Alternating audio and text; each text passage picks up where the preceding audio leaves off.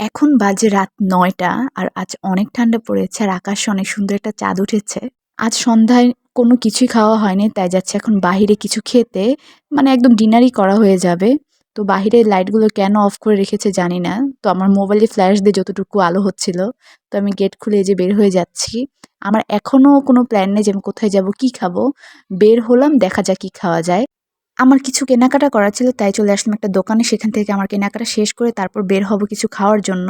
আমার বাসার আশেপাশে তেমন কোনো কিছুই পাওয়া যাচ্ছিল না। আর আজ অনেক ঠান্ডা পড়েছে আর সবকিছু একদম বন্ধ হয়ে আছে, মানে খাবারের দোকানগুলো বিশেষ করে।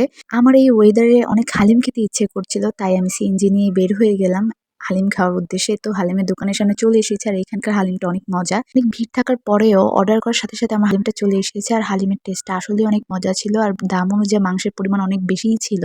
আর এই ওয়েদারে কিন্তু গরম, গরম হালিম খেতে মজাই লাগে। এরপর আমি একটা দোকানে চলে যাই, সেখান থেকে চিকেন বল নেই। চিকেন বল খেতে, খেতে আরেকটা রেস্টুরেন্টের মতো দোকানে যাই, সেখান থেকে একটা পার্সেল নেই। যেটার ক্লিপ আমার নেয়া হয়নি। এরপর চলে যাই আমি ওই চটপটি খেতে। আর এখানে গরম, গরম চটপটি খেতে অনেক ভালো লাগছিল।